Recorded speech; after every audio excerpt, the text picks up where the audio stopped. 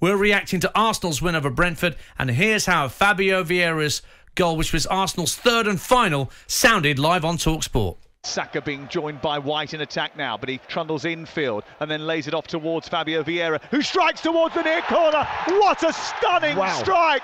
What a way to announce yourself to the Premier League! Welcome to the big time, Fabio Vieira! Yeah, Fabio Vieira, Perry Groves. He sort of snuck into Arsenal at the start of June from FC Porto.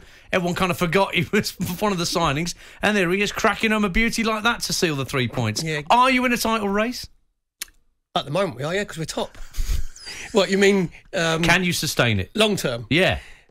The thing, obviously, everybody's looking at Arsenal today thinking, are they going to slip up? Because what happened, again, the reference point is last season, first game of the season, where Arsenal got completely...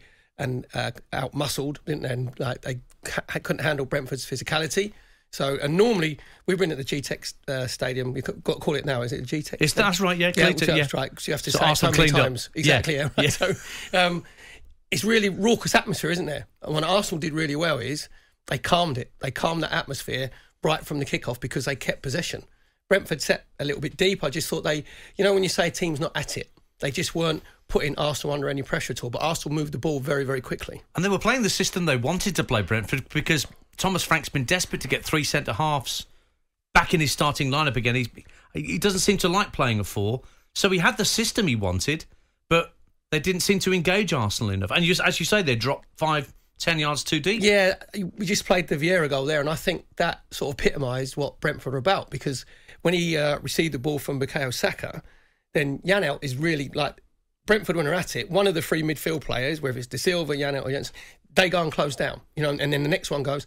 Janelt was just we point him out down, so it's like a bit of a leisurely stroll. It's like, okay, I might get you in a minute, do you know what I mean? And then obviously Vieira can get the ball into his left foot, and that's very David Silva-esque, wasn't it? Where he just picked his spot, gave Raya absolutely no chance whatsoever.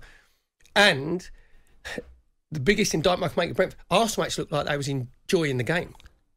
Their body language and their eyes, because they're not being put under pressure, especially Granit Xhaka as well, I thought was outstanding. Yes, he was. Again, he started pulling all the strings, and they looked like they enjoyed it.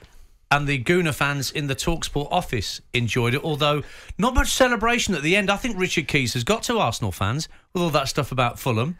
I was waiting for the raucous cheer at the full-time whistle from Dom and Ollie and all the Gooners out there. Nothing. I got nothing. It was silence. You know what happens? You've got, when people say, don't get carried away, to football fans and supporters, people go, don't get carried away. You think, well, no, you're allowed to get carried away because there's enough rubbish times that you have as a fan. Exactly. Right? But I know most Arsenal fans would have been watching this game going, right, are we going to get a reaction? Which they did. And without Zinchenko, without Odegaard as well, obviously, because he's been really influential. So Vieira sort of filled his boots really well, to be fair to him.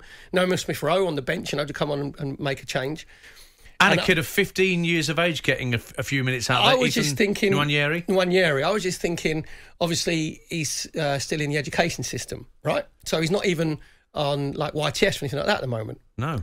So you imagine sitting down with your careers officer or with your head teacher, your deputy head or your head of year going, make sure that you get your homework in on time, make sure that you get your studies, you know what I mean? You want to make sure that you've got some... He's like, did you see me Sunday? Did you have a look what happened to me on Sunday? And whatever sort of YTS wages he's on, he's got a win bonus. It won't be saying he's only 15, isn't he? You don't get your YTS till you're 16. Yeah, but he'll get a win bonus for this afternoon. Yeah. So, how much pick and mix can you get with that? With an Arsenal win bonus? Probably about £5,000 worth on it, win bonus. Not bad, is it? That's a car, isn't it? Well, what, for when he's 2 years' time? Yeah, get himself prepared. It is. And sometimes you look, they would have watched him, obviously, he'd been training with the first team, and they probably thought, what happens is, they go, you're too good for your age group. Do you know what I mean? He would have been moved up from age group to... We looked at him, and I know he's got fill out, but he's probably about 6 foot. We saw him when he was coming on. And they'd looked at him and gone, it's not worth you playing under 14s, 15s, because you're just too good. You're getting bad habits. You've got to keep moving up. And then put him in with the first team. And they'd looked at him and thought, we know you're good technically. That's not a problem. Are you going to be able to handle the physicality of the first team? And he's obviously come through that with flying colours. And then you get put on the bench. And obviously Arteta's sort of thought, right, go and have a bit of experience. Just go and sort of enjoy yourself. By the way, that's not going to put any other Arsenal players on that bench put their noses out of joint that a 15-year-old's coming on ahead of them. Oh, yeah. Yeah, oh, absolutely. Even if they all say how pleased they are for him, that plays. But if I was a 17, 18-year-old who was aspiring and had a lot of potential, I'd be thinking, hold on a minute, they think this kid 15 is better than me. Yeah. That's a natural way to think. But you will be pleased, publicly, and you'll say the right things. And it's a brilliant testament to Arsenal's youth team policy. And what they're saying... 15 years and 181 days. What highly immature things were we doing at the age of 15 years and 181 days? Is he younger than Twitter? 2007? Or is he older than Twitter? Yeah, no, he's probably about the same age as Twitter, I would say.